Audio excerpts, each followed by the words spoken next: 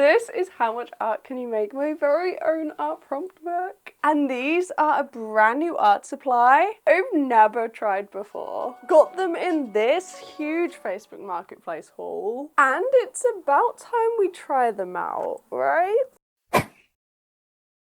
We need a cloth. I'm guessing we need a paintbrush, and I'm guessing we need some water. I don't really know. Sounds right. This is the set that I have. We have 30 colors in any old random order, as you can see. And these are watercolor brush markers, or brush pans. This is the first time I've actually looked at this set, and we have a duplicate. There are 2 deep oranges. And funnily enough, the marker we got from the advent calendar is actually a brand new shade. Isn't that crazy? So we can just swap out one of the oranges and pop in the new color. I don't know why there's duplicates. I'm guessing since this was from Facebook Marketplace, maybe they had a bigger set or multiple sets and it just kind of ended up that way. Or maybe one of the pens finished and they replaced it with a different one. I mean, when you get art supplies secondhand, you never really know, do you, with anything? But I'll take it. We've got a new color. We are in How Much Art Can You Make? My brand new art prompt book, and the first prompt is, why not simple? Fill this entire page with as few details as possible. This is the sketch, and you might be wondering what it is. Well, I'll show you. But first we need a transfer sheet on either side. I don't know if this is gonna go through the page. This reference actually comes from my Patreon. In the reference library in New York, I took this photo looking up skyscrapers, flags. I guess we could start with this color first, pop down the base color, and then I guess we fill it in and just add some water. I don't know, this isn't quite looking like I expected. Let's try a slightly bigger area. Let's see if something will happen.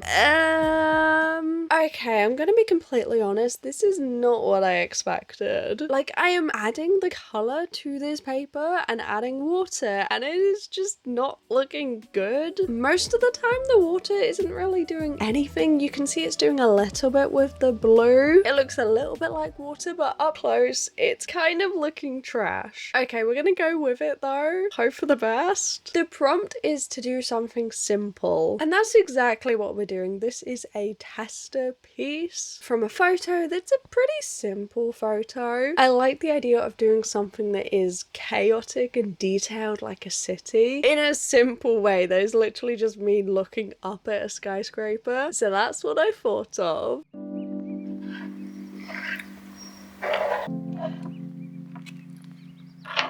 The colors don't really look right though, so maybe we should add some brighter tones to this piece to make it look a little bit better, maybe a little bit more like aesthetically pleasing, I guess. But no, you can see that adding water just really is not doing much on this paper, and I'm starting to think that this might be the wrong paper. It's a tester piece. Oh, you would not believe what this is looking like. Why is it so patchy? It's not blended at all.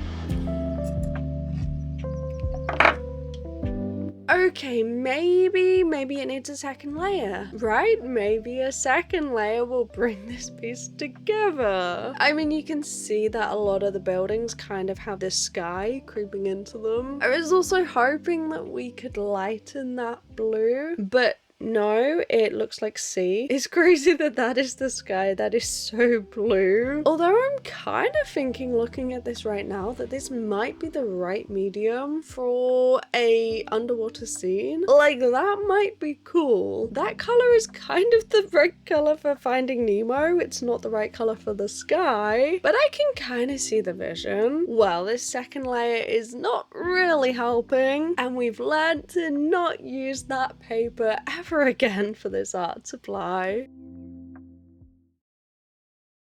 Well, that didn't go to plan, did it? That did not go to plan. I'm hoping it's just the paper. We're gonna try watercolor paper now. Fingers crossed. It's really weird. It just dried so quickly, like dried immediately.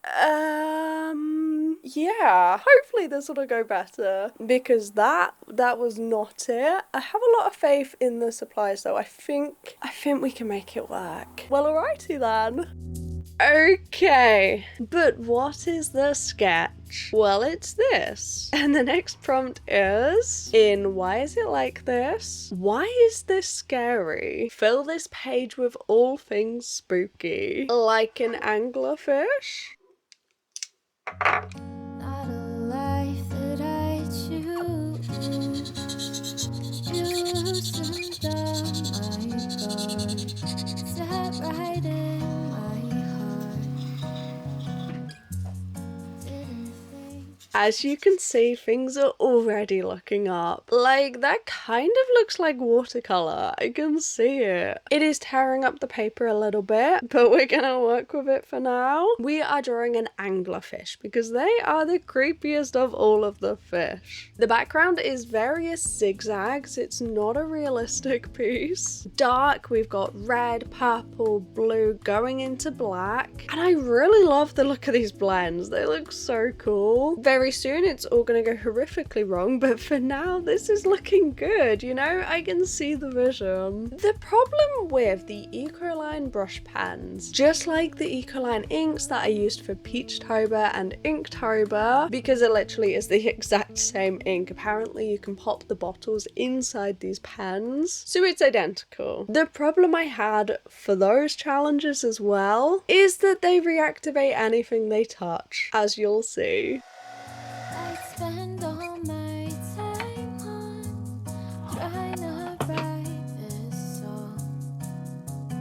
When I make you look my way, I wanna be someone you can. Okay, so we're adding yellow to the lightning strikes that are all around it, and unfortunately the yellow is touching the black.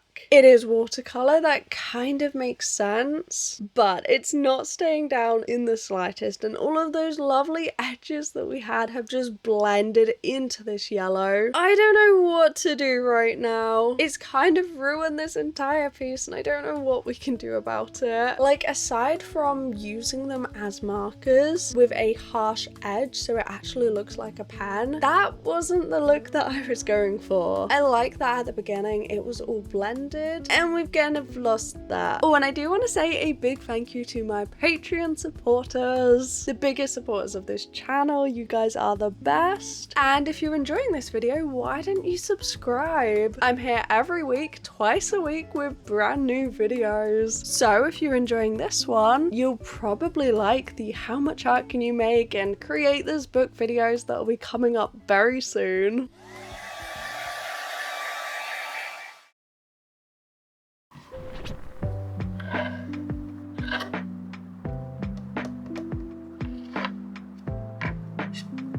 Well, okay, moving on, we have the mouth, the eye, the teeth, the fish. There's so much to do that we can just kind of ignore that right now. We'll figure it out when it comes to it. First, I need to actually learn how to use these brush pens to then figure out how we're gonna fix mistakes. Fixing mistakes is an essential part of creating art. You need to make the mistakes to figure out how to fix them. And you need to have experience with an art supply to know what to do when it all goes wrong. Sometimes that is inevitable. It doesn't matter how much experience you have with an art supply, sometimes things just go wrong. And it's important to use the art supplies so that you can learn how to fix it. In this case, we are having to go back in with the black pen and just make those lightning bolts have a black edge. I wanted it to be perfectly blended, but we are adapting, working on the spot, figuring out how we're gonna fix this. And that also means that the fish has black edges around the outside too, like bold line work, which wasn't the intention at the beginning, but it's important to adapt your piece as you go along and as things go wrong to really make the most of it. And a lot of the time it's actually best to just come up with these fixes on the spot, because if you leave it a while, it can be hard to go back to a piece, especially if it hasn't gone as you intended. So yes,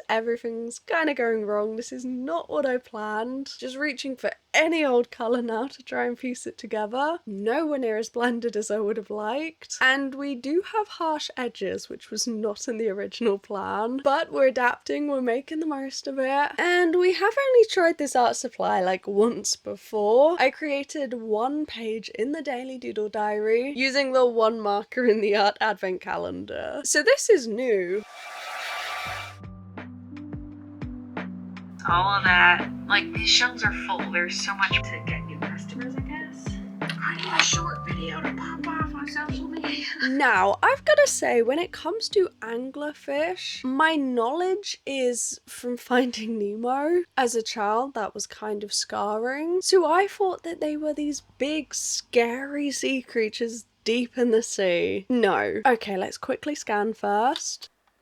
Anglerfish are actually tiny. They are literally this small. They are so tiny. And whilst looking for a reference photo, I also came across their mating process. And it is peculiar. Okay, so basically the male finds the female, bites them, and then their bodies are fused forever. Like their tissues merge and they are literally together for the rest of their life. But it gets worse. They provide sperm for the female forever. They have an endless supply, but the male basically becomes like an appendage on their body. They lose their organs, lose their eyes, and basically just become like this blob attached to the female. Oh, it's crazy. If you haven't looked into it, it's worth the read, honestly. Quickly write down the prompt that we covered up because we're all done. The first prompt is a tester with some new art supplies, and it kind of failed. But you know what? Everything is a learning curve. You have to try these things, and I hope it's encouraged you to be okay with creating failures too. The second piece is better, definitely worked better on watercolor paper, but it is a learning curve. It always is. Well, thank you for joining me today. Give this a like if you've enjoyed, and I'll see you very soon. Bye bye.